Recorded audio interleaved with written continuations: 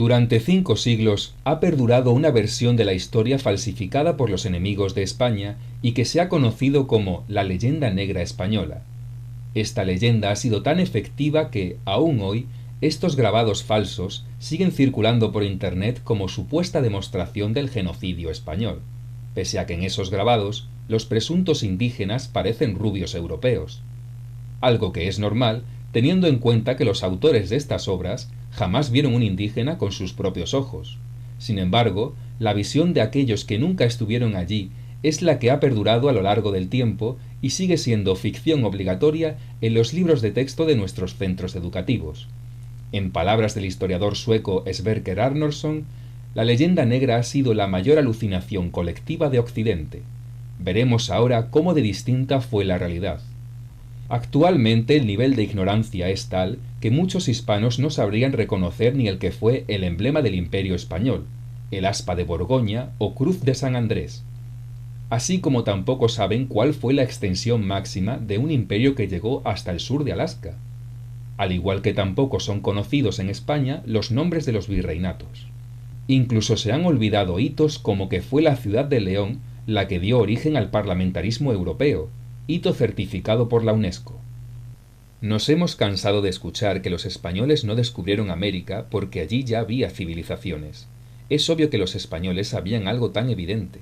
La cuestión fue que los que allí vivían no sabían que había un mundo más allá de América, y el resto del mundo desconocía este nuevo continente, lo cual fue un gran descubrimiento a nivel global. Este descubrimiento trajo consigo otros muchos descubrimientos. La mentalidad medieval europea comienza a reemplazarse por una mentalidad renacentista gracias en buena parte a teóricos y científicos españoles. Juan de la Cosa se convertiría en el primer autor de un mapamundi en el que apareciera América. Francisco de Vitoria es considerado padre del derecho internacional por sentar las bases de las leyes de derechos para los indígenas. Martín de Azpilcueta sería uno de los economistas más importantes de la que fue la primera escuela de economía moderna. Francisco Hernández llevaría a cabo una de las muchas expediciones botánicas de la corona para clasificar plantas y crear medicinas. Las teorías de física de Domingo de Soto serían vitales para Galilei, o Francisco de Suárez, que fue el primero en plantearse conceptos como la desobediencia civil ante leyes injustas. España tenía profesores impartiendo clases en diversas partes de Europa, y sus científicos y teóricos fueron alabados por figuras como Newton, Linneo, Leibniz o Darwin. Además, organismos científicos como la Casa de Contratación de Sevilla o la Academia de Ciencias y Matemáticas fueron de los más destacados centros científicos de todo el planeta. España fue la primera potencia mundial en técnicas de navegación, que se convirtieron incluso en secreto de Estado. Ello posibilitó el dominio de los mares, comenzando por Vasco Núñez de Balboa, primer europeo que se bañó en el Océano Pacífico, hasta la primera vuelta al mundo realizada por Sebastián Elcano y Fernando de Magallanes, la cual supuso la demostración empírica de que la Tierra es redonda. Y, tras la conquista de Filipinas con Miguel López de Legazpi a la cabeza, España consiguió acceso a China y, por tanto, a la ruta comercial global más importante de la época.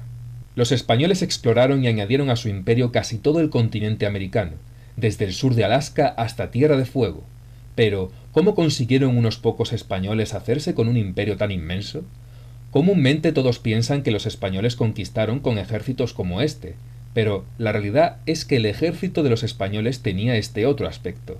Tlaxcaltecas, otomíes, totonacas, chinantecos, pimas, mayos, huancas, cañaris, chachapoyas o guaraníes fueron algunos de los muchos pueblos indígenas que realmente conquistaron América para el Imperio Español.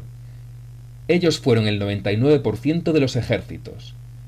Los tlaxcaltecas llegaron a aportar más de 100.000 soldados, y en el caso de Pedro de Valdivia, dirigió la conquista de Chile contando con un ejército de 1.000 indígenas y tan solo 11 españoles, de lo que se deduce que para los españoles fue más vital la política de pactos con los nativos que las espadas. Los indígenas aportaron más a la conquista de América que los reyes españoles, los cuales no contribuyeron con ningún recurso para efectuar la mayoría de conquistas. Lo que cabe preguntarse ahora es, ¿por qué tantas decenas de miles de nativos ofrecieron su apoyo a los españoles? El relato de las crueldades realizadas por los generales de Atahualpa en el campo de Yaguarpampa contra los parientes de Huáscar, mujeres, niños, ancianos ahorcados, ahogados, muertos por hambres, es una siniestra verdad. Atahualpa escarmienta ferozmente a los cañaris, haciendo abrir el vientre a las mujeres en cinta y dar muerte a sus hijos. Sarmiento de Gamboa dice que Atahualpa hizo las mayores crueldades, robos, insultos, tiranías que jamás allí se habían hecho. Mientras los españoles y tlaxcaltecas marchaban sobre Tepeaca, se les sumaron muchos guerreros de Cholula y otra ciudad cercana.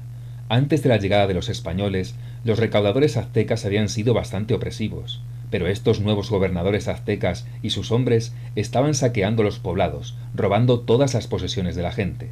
En su arrogancia, los aztecas violaban a las mujeres cholultecas, esposas, hermanas, hijas, y obligaban a los hombres a mirar. Esclavizaban a las mujeres jóvenes y los niños. Los cholultecas preferían la ordenada administración de los españoles a esa, así que unían sus fuerzas a los forasteros. Era la primera buena noticia que oía Cortés desde la derrota, la noche triste, y recibió a los cholultecas con un caluroso abrazo. Es en este momento cuando se trae a colación la barbarie de la Santa Inquisición, uno de los aspectos de España más falseados. La Inquisición era el tribunal más benevolente que había en la Europa de la época. En el tiempo en el que en Alemania los protestantes asesinaron a 25.000 brujas, en España fueron sacrificadas menos de 50. Y fue la propia Inquisición la que tuvo la iniciativa de dejar de quemar brujas antes que otros países europeos. La Inquisición se llevó por delante a no más de 5.000 personas en 3 siglos y medio de existencia. La inmensa mayoría fueron ejecutados en la península, ya que, además de delitos como pederastia o proxenetismo, perseguía delitos de moriscos, judaizantes o protestantes. Nunca indígenas.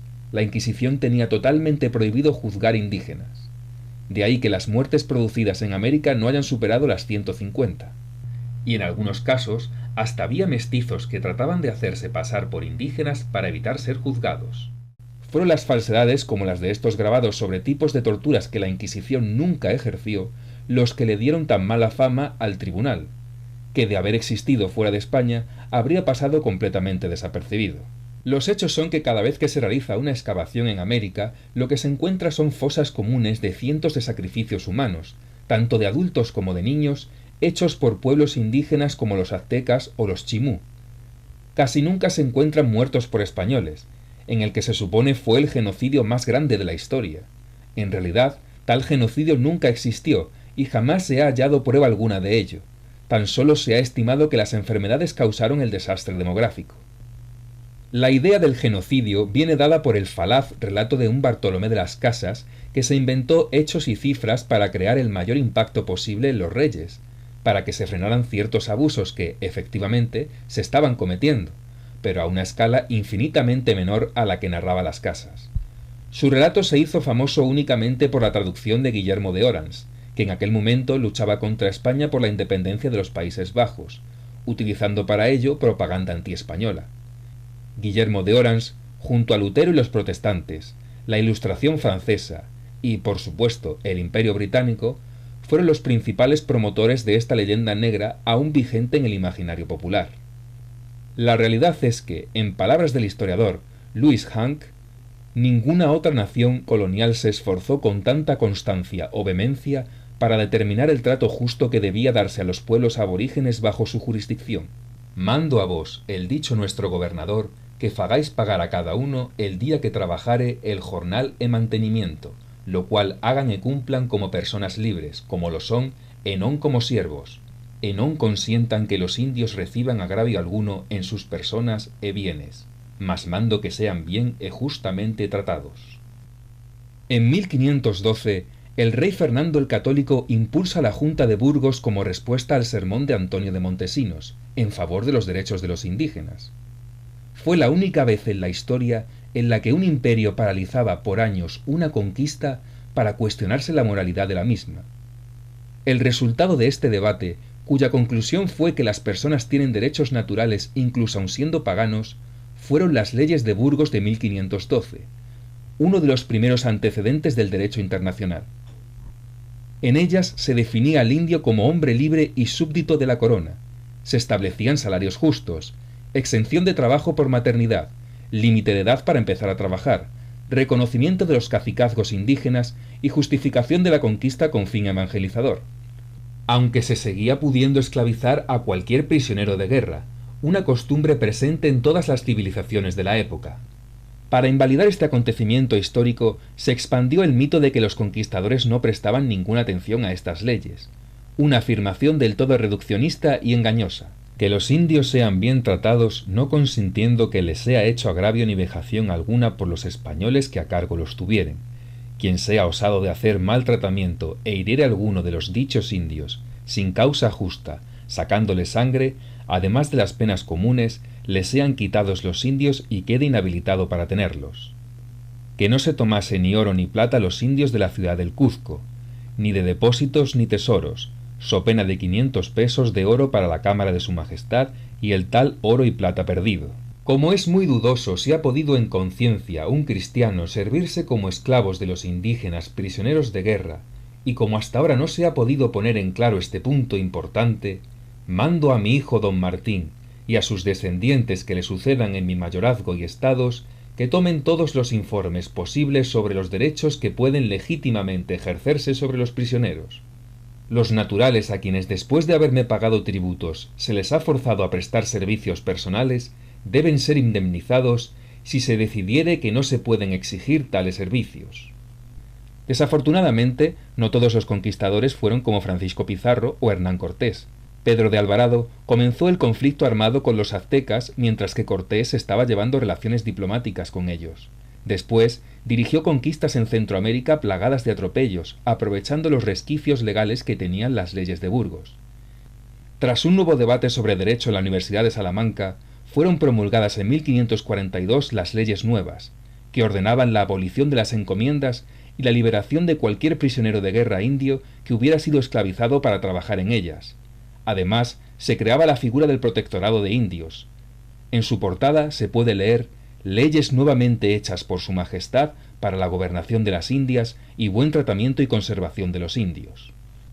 Encargamos y mandamos a los del dicho nuestro Consejo de Indias tengan siempre muy gran atención y especial cuidado sobre todo de la conservación y buen gobierno y tratamiento de los dichos indios, y en lo que se hubiera excedido o excediere de aquí en adelante, tengan cuidado de lo remediar, castigando a los culpables con todo rigor, conforme a justicia.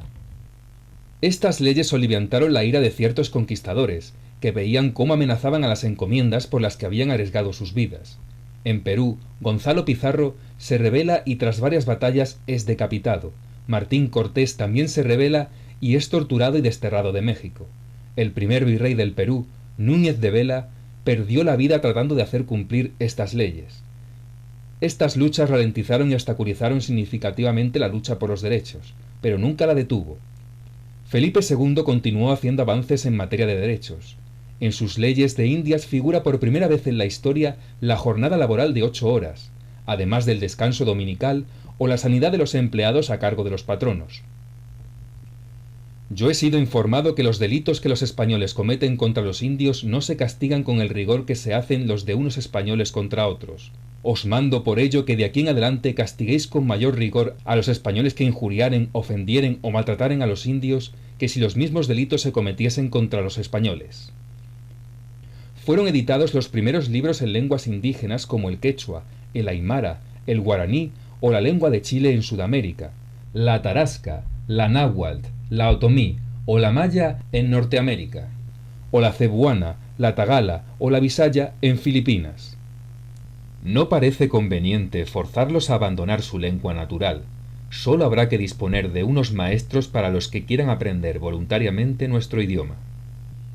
España funda las primeras universidades de América y del Lejano Oriente, un total de 28. Aunque la primera en abrirse fue la de Santo Domingo, la primera que fue oficial resultó ser la de Lima. Los indígenas también podían estudiar en estas universidades, y, a pesar de la discriminación, también hubo graduados de orígenes humildes de todas las razas. También se fundan multitud de hospitales.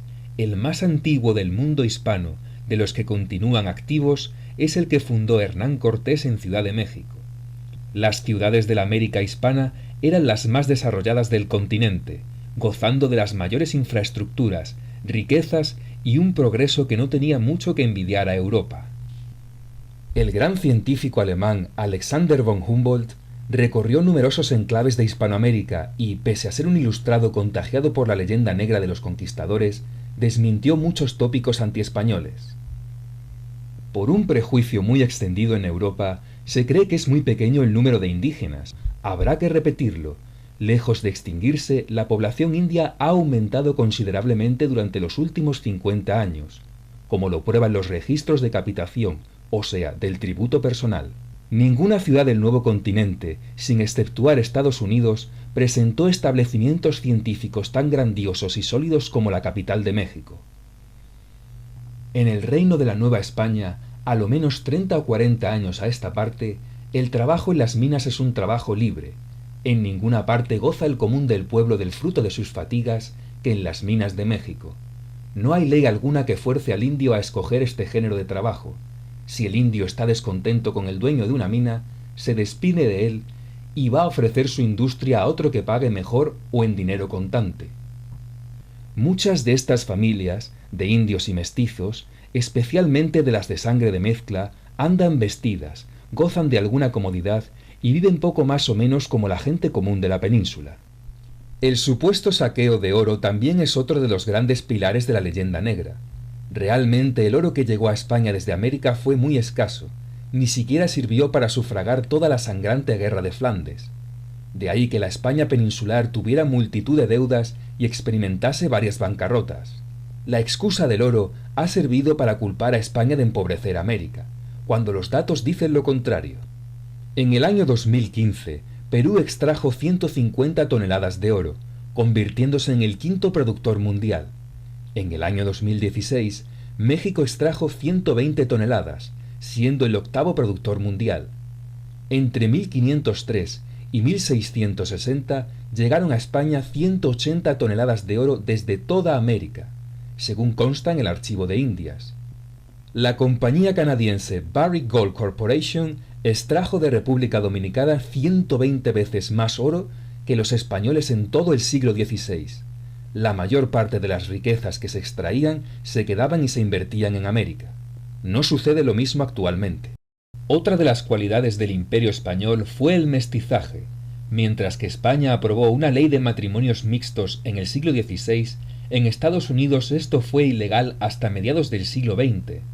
Y es que la mentalidad española del siglo de oro era más parecida a la actual que la que tuvieron Francia, Alemania o Inglaterra durante los siglos XIX o XX, pues su cultura es heredera del supremacismo racial heredado de las ideas de la Ilustración francesa y de la cultura de los territorios protestantes, los cuales no evangelizaban indígenas porque los consideraban indignos de su religión. El mestizaje dio lugar a todo tipo de castas o tipos de mezclas raciales con nombres de lo más pintorescos, como calpamulato, tente en el aire, no te entiendo, tornatraz, gribaro, albarazado, cambujo, sambaigo, morisco, chino, saltatrás o lobo, además de los clásicos como mestizo, castizo, español o mulato. También hay que resaltar la asimilación de la nobleza indígena que se mezcló con la nobleza española. Los reyes de España otorgaron a estos nobles sus respectivos escudos. Los mayores focos de esta nobleza se encontraban en México, como los señores de Tlaxcala, o en Perú, donde además existía un consejo de 24 electores incas descendientes directos de los antiguos emperadores del incanato, lo que desmonta el mito de que no ser blanco equivalía a ser pobre y explotado, pues el nivel de vida de esta nobleza indígena era muy superior a la de la inmensa mayoría de españoles peninsulares. En la ciudad de Cuzco se llegó a crear la figura del alférez real de los incas, quien encabezaba la procesión de la festividad de Santiago portando un estandarte real. Y aún hoy perdura en España la nobleza descendiente del emperador azteca, como es el caso del duque Marcilla de Teruel Moctezuma, un hispanista defensor de su legado. En este mural podemos ver cómo se considera a los reyes españoles como una continuación de los emperadores incaicos, tan legítimos unos como otros. Y en una de las entradas del Palacio Real de Madrid se erigen estatuas de Moctezuma y Atahualpa. También existieron caciques mulatos como los de Esmeraldas, en el actual Ecuador.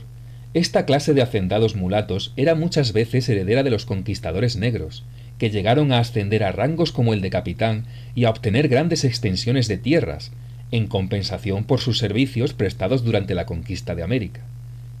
En la América española, un esclavo negro también era sujeto de derechos. Podían poseer dinero, propiedades e incluso denunciar ante los tribunales a sus amos si éstos tenían un comportamiento cruel hacia ellos. La pena podía ir desde una multa económica hasta la liberación del esclavo. También podían comprar su libertad. En la Cuba de principios del siglo XIX, casi la mitad de la población negra era libre. En Florida existió el primer pueblo de negros libres de Estados Unidos, en el Fuerte Mosé, completamente autogestionado por ellos. Y aún hoy se sigue conmemorando tal acontecimiento histórico con negros llevando el uniforme del ejército español, en el cual se ganaban la vida algunos de ellos. He resuelto, por punto general, que desde ahora en adelante, para siempre, queden libres todos los negros esclavos de ambos sexos que, de las colonias inglesas y holandesas de la América, se refugiasen, ya sea en tiempo de paz o en el de guerra, a mis dominios, para abrazar nuestra santa fe católica, sin permitirse que con pretexto alguno se vuelvan a vender y reducir a la esclavitud.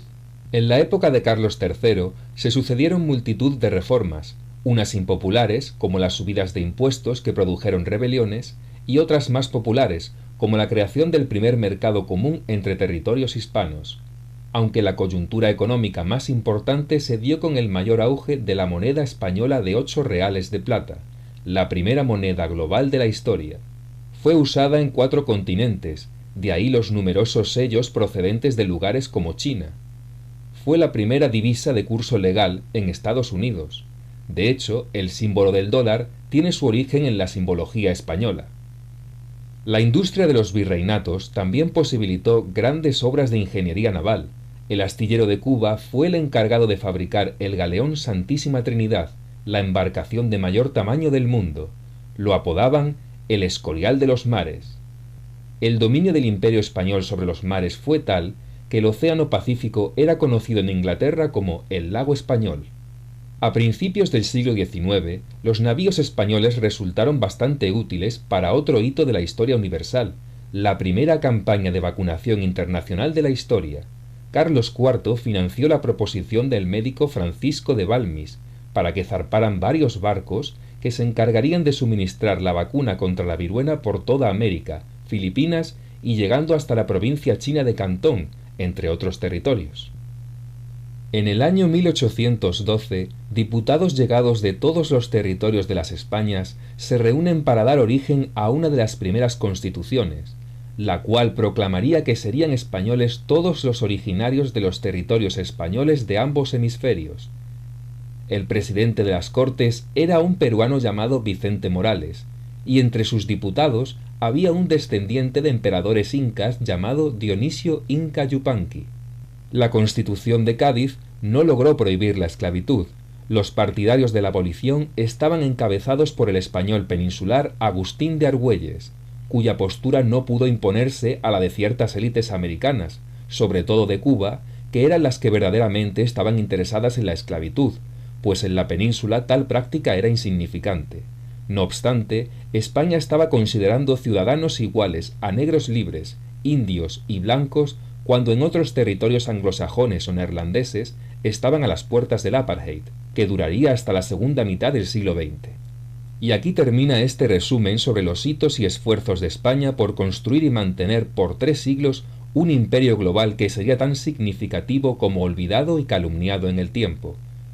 Una civilización que acogió a personajes de todas las razas, que protagonizó el intercambio cultural de mayor escala que se haya visto, integrando a culturas de 4 continentes. En el siguiente vídeo veremos cómo muchos indígenas, que fueron vitales en la conquista y manutención del Imperio español, defendieron el imperio hasta el final, con la llegada de las independencias, desde los descendientes de Moctezuma hasta incluso una mayoría mapuche. Agustín Agualongo exclamó que si tuviera 20 vidas las inmolaría por el catolicismo y el rey de España, y Antonio Huachaca lamentó la caída de un reino que fue, en sus palabras, tan generoso. Pese a la leyenda negra y a la fractura cultural creada por las independencias, todavía sigue habiendo lugares que dan ejemplo de la hermandad entre pueblos hispanos, que no aceptan la división sino la unidad, la cual celebran ya que es su propia historia. Al igual que los españoles celebran su pasado musulmán como una parte más de su historia, otros países pueden celebrar su pasado en lugar de odiarlo. La bibliografía que se puede consultar al respecto de la historia del Imperio Español, sin falsedades leyendanegristas, es bien amplia y hay donde elegir. Si queréis estar informados de más fraudes instaurados en nuestra cultura, suscribíos al canal y dadle a la campanita, para así recibir avisos de nuevos vídeos. Un saludo a todos.